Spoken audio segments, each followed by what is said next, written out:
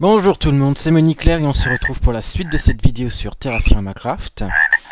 Alors, dans ce deuxième épisode, déjà on va s'intéresser à l'exploration, on va essayer de trouver des plantes sur lesquelles se nourrir, parce que les algues c'est bien, mais au bout d'un moment ça tient plus à l'estomac. Je vais aussi rapidement vous montrer quelque chose que j'aurais pu vous montrer dès le premier épisode, c'est comment faire un feu de camp. Un peu compliqué parce qu'il faut quand même savoir viser, c'est le cas de le dire. Alors, on va déjà prendre 7, mais plutôt 3 bâtons. On va essayer de viser une case et on va les Whisper dropper. list is empty. Ensuite, vous prenez votre allumeur. Et voilà, vous avez un feu de camp.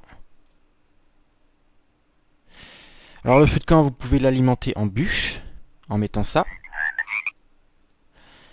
Selon le bois, vous n'allez pas forcément avoir la même température, hein, je précise. Et l'alimentation, elle se fait assez... Voilà, ça dépend également du bois. Hein. Par exemple, vous avez d'autres carburants que le bois, vous avez de la tourbe et le charbon. Le charbon, vous ne pouvez pas le mettre dans le feu de camp. Par contre, la tourbe, oui. Et la tourbe brûle beaucoup plus longtemps, mais donne une chaleur beaucoup moins importante. Je vous dis ça parce qu'il est parfaitement possible, avec un feu de camp, apparemment, de faire du verre. Je n'ai pas encore testé ça. Vous pouvez également utiliser un soufflet sur un feu de camp, mais ça, on le testera quand on pourra faire un soufflet, plus exactement. En hors caméra, j'ai fait un petit peu de farming, j'ai préparé des poteries, là, vous les voyez, elles sont encore vides. J'ai fait... rien d'autre, hein, j'ai un petit peu aménagé le futur terrain d'agriculture, mais c'est tout. Vraiment, c'est tout. Voilà, le jour se lève, on va un petit peu se balader. Alors... comme je vous avais déjà dit, j'avais déjà fait générer un peu de cartes avant, et je sais où se trouvent certaines des choses. Là, par exemple, je sais qu'il y a du sureau. Alors ça, ces petits buissons, vous allez en trouver un peu partout, surtout en zone tempérée et polaire. Vous avez certaines baies qui poussent uniquement en zone polaire, comme les RL ou les symphorines. Pour les baies, d'ailleurs, je vais quand même préciser qu'elles sont souvent inspirées de baies européennes ou nord-américaines. La symphorine, par exemple, c'est la greenberry, apparemment, au Canada, qu'on trouve. Vous avez aussi la cranberry, la fameuse canneberge, pour les Québécois. Ça, c'était du sureau, mais vous trouvez aussi des framboises, des mûres, des fraises, voilà. Là, on a des pépites de galène, un des rares trucs inutiles du jeu. Enfin, rares trucs. Il y en a plusieurs, quand même, hein, je précise. Avec la galène, vous pouvez la fondre quand même, et vous obtenez du plomb. Et c'est le plomb en lui-même en fait qui est inutile. Ce qui n'est pas très logique, hein, parce que je me suis renseigné sur Wikipédia et d'autres sites. Dans la galène, normalement, on trouve aussi de l'argent. Ah voilà, là on a des premières plantes. Et ce sont des tomates. Alors, comment vous expliquer le spawn des plantes? Quand vous générez la map, il y a toujours des chunks qui vont être notifiés, comme qui dirait, à plante ou pas. Et chaque printemps, et chaque été, vous allez avoir des graines qui vont pousser naturellement à ces endroits-là. On va tout de suite stacker ça, parce que ça prenne moins de place. Ces plantes, elles vont pousser du nouveau cycliquement chaque année, donc, et vous pourrez les récupérer. Ah, là, on a du riz. Ouais, c'est du riz. Je vais vite ramasser ce riz, je vais vous montrer autre chose d'intéressant. Ah, il y en a jusque là-bas, ça c'est bien, ça c'est bien. Les céréales, c'est souvent galère à trouver, d'autant plus que selon le climat, elles sont pas très tolérantes. Hein, par exemple, dans les céréales, le seigle peut très bien pousser dès 5 degrés. Mais le riz ne peut pas, et en plus il lui faut forcément de l'eau en contact, c'est-à-dire que la terre soit irriguée. C'est un peu comme dans Minecraft, hein, d'ailleurs, l'irrigation des terres, ça se fait à 5 blocs au lieu de 4 par contre. Ah, il y a encore du riz. Ça c'est cool. J'avais pas l'intention d'explorer beaucoup tout de suite. Donc le fait que je trouve des céréales directement là, en grosse quantité. Alors peut-être une vingtaine de graines je crois. 15, ça c'est déjà pas mal. Ça me permettra au moins de passer un hiver sans forcément faire de l'élevage tout de suite. Quoique. Avec 2 pains je peux tenir tout l'hiver. Ça devrait aller avec 2 pains. On va stacker ça du nouveau, ouais. Ah, j'ai gardé l'argile sur moi, je voulais la ranger avant de partir.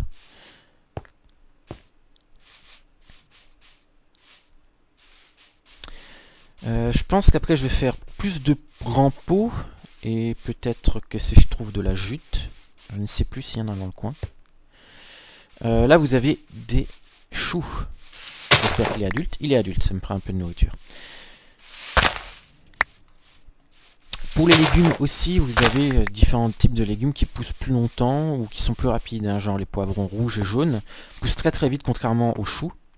Idem pour les carottes, et certains sont plus résistants au froid, comme les carottes et les patates. Tandis que les poivrons et les tomates sont vraiment moins résistants. Ah là, ça c'est quelque chose de très intéressant. C'est un arbre fruitier. Alors, on est en été, il est en fleurs. C'est peut-être un pêcher ou un prunier, je sais pas. On va couper des branches pour voir. Quand vous voulez avoir des pousses d'arbres, il faut forcément être déjà dans la bonne saison. Enfin, des pousses d'arbres fruitiers, je précise, hein, quand même. Il faut forcément être dans la bonne saison. Donc, au moins qu'il soit en fleurs. Lors de la récolte aussi, il donne très facilement des pousses. Voilà, alors là déjà celui-là il n'a rien donné, j'ai pas de chance. Quand vous êtes dans la bonne saison pour récolter, il y a une chance sur deux pour qu'une branche vous donne une pousse quand vous la coupez. C'est déjà pas mal quand même. Ça c'est quoi comme graine? Ah, avoine, ça c'est de l'avoine, c'est plus du riz.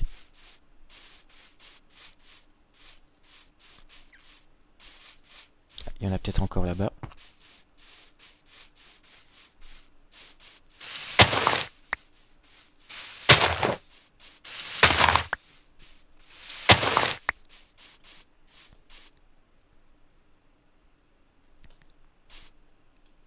Ah non, ça c'était bien du riz. Donc là j'ai 20 graines de riz, c'est génial même je dirais. Le petit avoine il va se sentir solitaire mais bon tant pis. Alors on va continuer. On va circuler, je crois que ça c'est une grosse montagne. Des carottes. Ah, j'aime les carottes.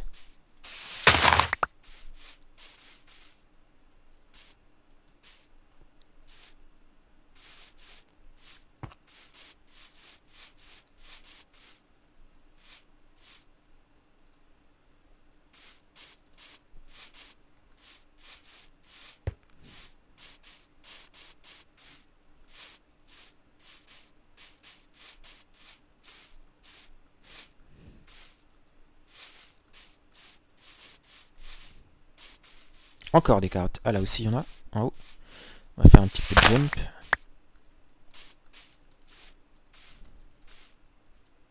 Ah, ça va enlever.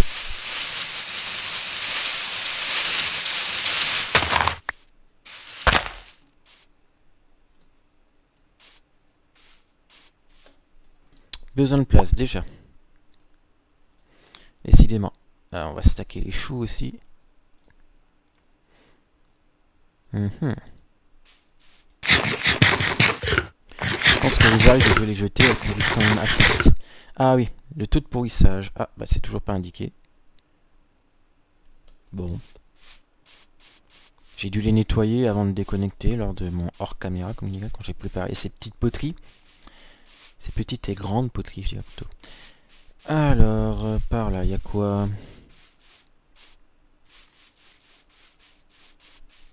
Vous noterez qu'à part la galène, là, j'ai pas encore croisé beaucoup de... Oh, des oignons.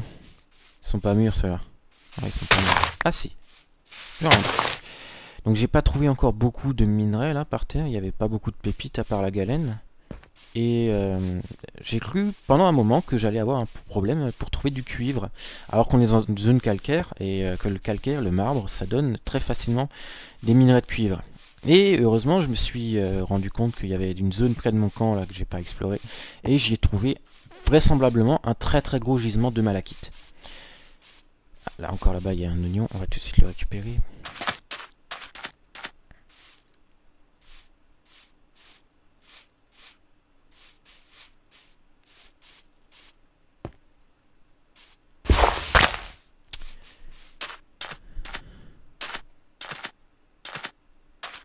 Mais bon, comme je vous ai dit,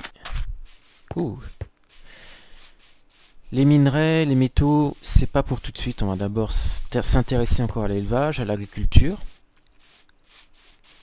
Puis ensuite, je vais vous montrer les bases de ce que c'est la forgeronnerie sur le jeu. Enfin, d'abord, on va pas forger, on va couler simplement. Faire fondre les minerais. Ah, là, vous avez une pépite de malachite. On va peut-être noter ça. C'est en bord de falaise, donc peut-être que le gisement a fleur. Non? Là-bas, il y a quelque chose. en haut. Je sais pas ce que c'est. On va vite grimper pour voir s'il y a des pépites pour localiser. J'ai pas de prospecteur, donc je peux pas savoir en cliquant dans la zone qu'est-ce qu'on y trouve. C'est dommage, mais bon.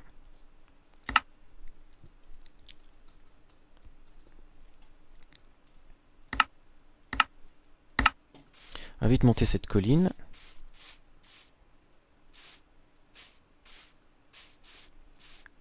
Ah, ça c'est de la galène.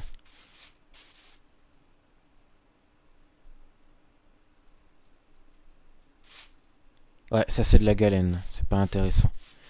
Le plomb, ça vous plombe tout le truc. Hein. Souci aussi, c'est que la galène, ça se trouve très facilement également en zone de marbre et de calcaire.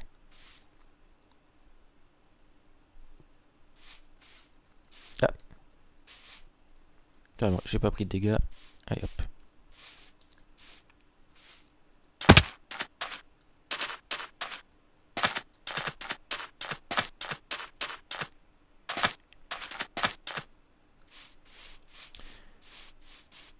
Il y a beaucoup de chevaux dans la zone quand même. Ah oui, de la limonite, ça va être pour le faire plus tard. Donc, d'ailleurs, ça m'a posé une question, c'est est-ce que je vais réellement déplacer mon campement ou aller ailleurs? Parce que je pensais pas que je trouvais aussi facilement de la limonite dans ce biome-là.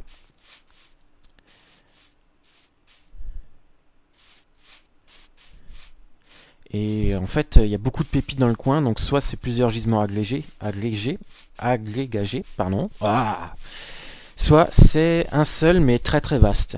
Ce qui est tout à fait possible parce que la limonite ça évolue un petit peu en petit réseau de poches, tout ça. C'est pas des grosses veines en fait. Il y a vraiment des manières d'apparaître pour les minerais en fonction de ce que c'est.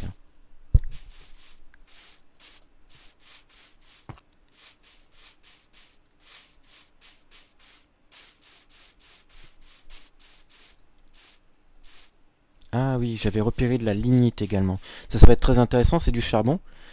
La lignite, c'est un des charbons en fait. Hein. Vous avez trois types de charbon. Vous avez le bituminous coal, donc le charbon bitumineux, la lignite, et je crois la houille encore. Je vérifierai, il me semble qu'il y en a trois. Dans les trois cas, vous avez, quand vous le cassez, du charbon Minecraft, qui chauffe beaucoup mieux que le charbon de bois que vous pouvez fabriquer autrement d'ailleurs que par les fours. Hein. Il y a une technique, je vous montrerai dans un prochain épisode.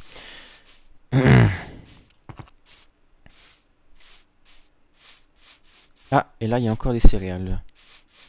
Ça doit être du blé ou du seigle. J'espère que c'est du seigle. Non, ça doit être du blé. Blé exact. Pourquoi j'espérais du seigle, hein? Parce que comme je vous ai dit, avec la température de pousse, j'ai plus de facilité à faire pousser du seigle dès qu'il commence à faire froid, enfin, je veux dire, dès le début du printemps quand il fait encore froid. Parce que vous allez voir que selon la zone, la latitude sur laquelle vous allez vous trouver, il y a quand même des chances pour qu'il fasse encore très très froid au printemps, c'est-à-dire en dessous de 5 degrés, autour des 5 degrés. Et il faudra alors que je plante éventuellement du seigle à ce moment-là. Ah, là il y a encore de la malachite. On va pas la noter, hein. On se baladera, on sait qu'il y en a ici de toute manière.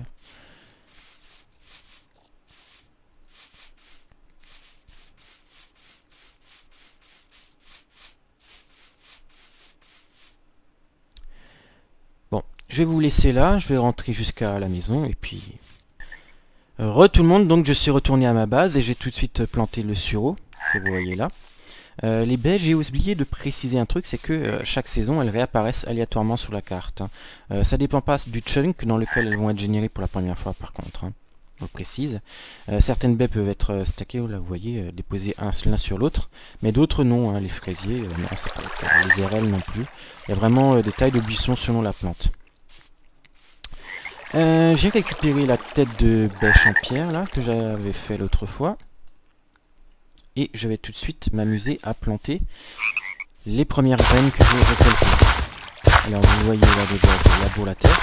Alors petit plus par rapport à Minecraft classique, vous voyez là je peux sauter, ça va rien changer. Par contre, si je veux récupérer cette terre, là ça va être compliqué. Vous voyez, elle est détruite et je ne récupère rien.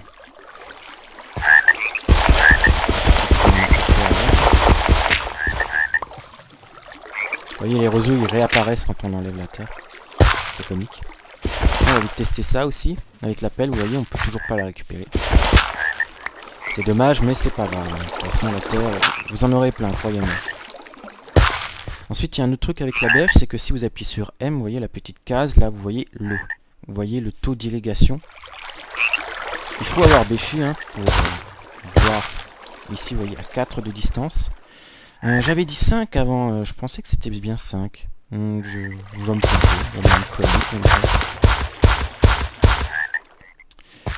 On va continuer de bêcher, ça va passer la bêche.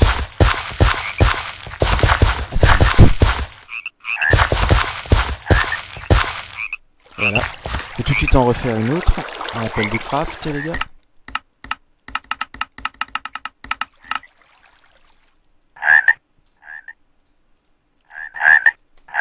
Et voilà. Autre mode intéressant. Donc là vous avez le mode maturité qui est utilisable uniquement sur les plantes. Uniquement si elles sont plantées dans la terre labourée, hein, je précise. Et enfin vous avez le mode terre ou fertilité. Alors ça par contre, il y a un truc spécial, c'est que c'est selon votre niveau de compétence. Hein. Vous voyez ici, quand vous avez l'inventaire, vous avez toute une barre de progression de compétences en forge, d'outils, d'armes, d'armure, en agriculture, en cuisine également, en prospection et en boucherie. Alors en cuisine, c'est pas vraiment utile parce que ça dépend du goût des plats que vous allez fabriquer.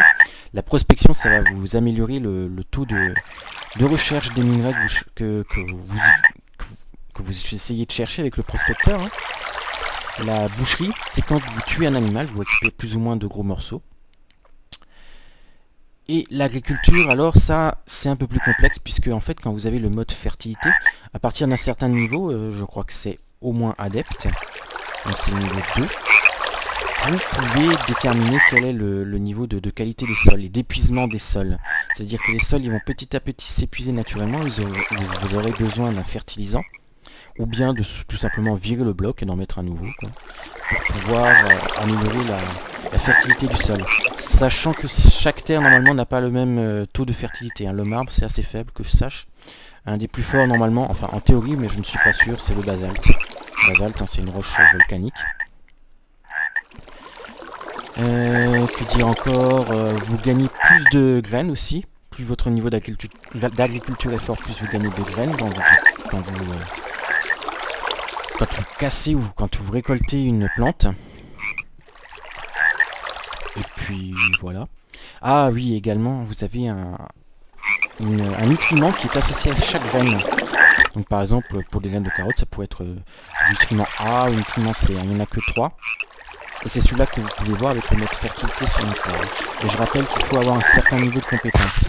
Il faut avoir aussi également un certain outil, hein, parce qu'on ne peut pas le faire avec une bêche en pierre. Il faut minimum une bêche en bronze, si je me souviens bien.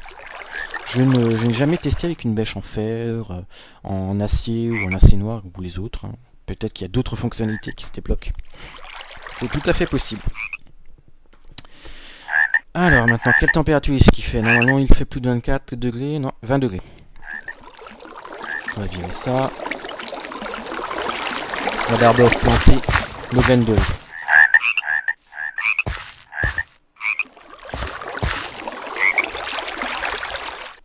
Ensuite, l'avoine, je vais planter juste un peu plus loin.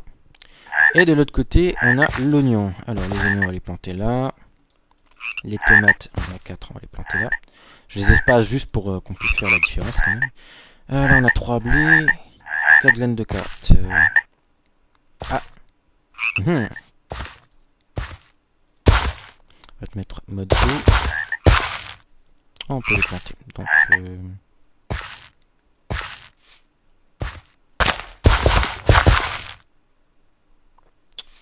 4 carottes ici.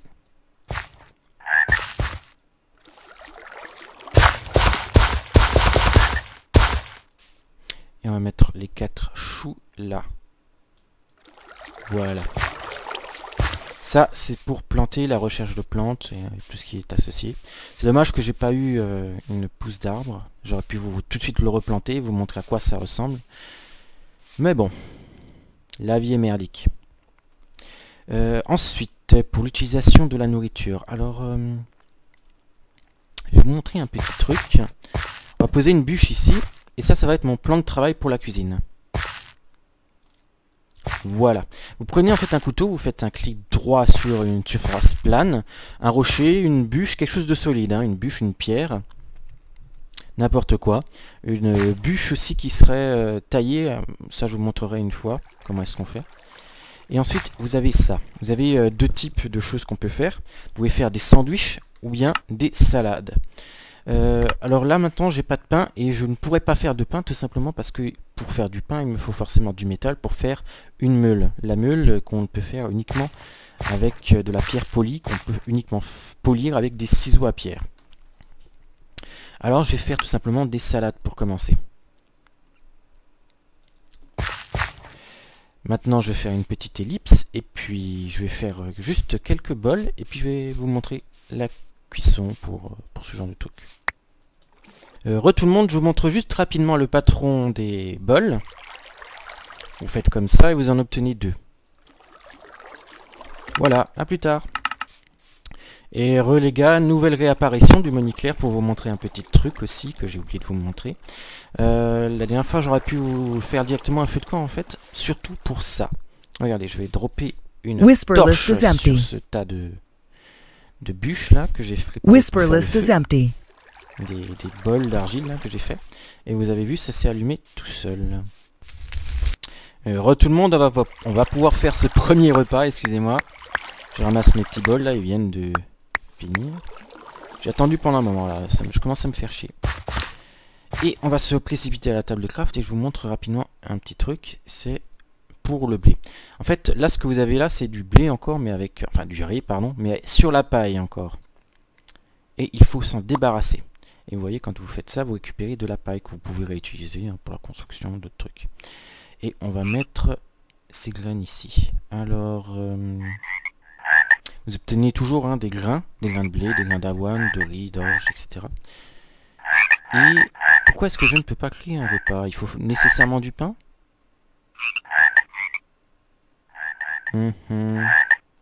Ah oui, des bols. Il faut nécessairement des bols.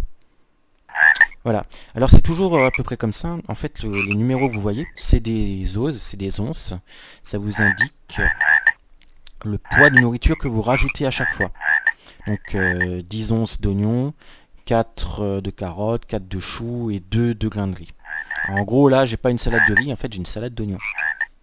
Sympathique. Ensuite, normalement, j'ai récupéré... Si, j'ai récupéré un bol. Alors c'est pratique en fait les repas comme les sandwichs, les salades, etc. Pourquoi? Parce que d'un coup vous pouvez avoir plusieurs trucs de... Enfin, statuts de nourriture de ça. Vous voyez, vous avez fruits, légumes, céréales, protéines, produits laitiers. C'est vraiment pour manger équilibré comme qui dirait. Hein. Et ces barres-là, elles influent sur votre vie. Sur ici, le nombre de points de vie. Plus... Les barres seront complètes, plus vous serez proche de 1000. Plus les niveaux que vous gagnez en fait en tuant des monstres ou des animaux. Voilà. Les niveaux finalement, ils sont pas très utiles en fait, sauf pour la vie. Hein. Vous pouvez monter très très haut. Sur une partie, je crois que j'étais niveau 48 et j'avais plus de 1800 de vie. Ouais. Avec les barres qui étaient vraiment bien remplies. On va tout de suite se préparer un deuxième bol, celui-là est presque mort. Quand vous les mettez sur la table, ils pourrissent. Hein. Donc, vous êtes quand même prévenu qu'il ne faut pas les laisser traîner trop longtemps. Ou alors, vous avez des gros stocks et vous en foutez. Hein. Mais moi, je suis quand même assez limité pour l'instant. Donc, peut-être que je vais les rentrer. Je sais pas. Tout le monde. Alors, petit aparté, je viens de voir ça juste à côté de ma maison. J'ai pas dû les voir les premières fois. Je sais pas. Ou alors, elles apparaissaient sur la caméra. J'ai pas fait attention. Mais là vous avez des citrouilles et en quoi elles sont utiles les citrouilles, c'est que c'est vraiment cheaté, c'est un petit bug, c'est lié à Minecraft de base. Les jack-o'-lanternes, les lanternes citrouilles, elles ne s'éteignent pas contrairement aux torches. Ouais, parce que les torches dans le jeu, elles s'éteignent. Vous pouvez les rallumer avec un simple coup de torche sur une autre torche éteinte, mais les jack-o'-lanternes, elles ne s'éteignent jamais. Alors vous allez voir sur le serveur, ça se vend à prix d'or. On va tout de suite en faire 5, tiens. Et je vais les disposer autour de ma maison pour éclairer. Bon, c'est pas utile vu que j'ai pas de monstre, mais c'est quand même pratique, ça permet de se repérer plus facilement, même s'il y a les waypoints. Je vais vite l'éteindre, celle-là. Donc vous voyez, là on peut l'éteindre. Et là, je la rallume. Nuit, jour, nuit, jour. Il manquerait plus que je commence à chanter la chanson du bailli du Limousin. Qu'on a pendu un beau matin, qu'on a pendu avec ses tripes. Je suis dingue dans ma tête. Je suis pas tout seul, hein, je vous préviens. J'ai l'air très calme, mais je suis pas tout seul en fait. Voilà pour cette petite vidéo, épisode 2 sur l'agriculture. Agriculture, feu de camp. Ciao.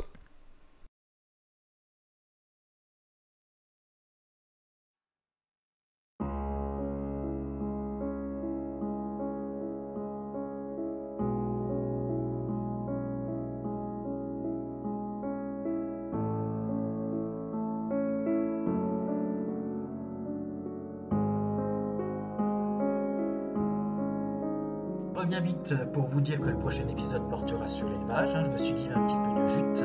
La musique que vous entendez là depuis quelques secondes, c'est Balade au clair de lune de Beethoven. Vous pouvez vous abonner si vous voulez regarder les prochains épisodes de cette série sur ma chaîne et me laisser un pouce bleu pour m'encourager si vous avez aimé.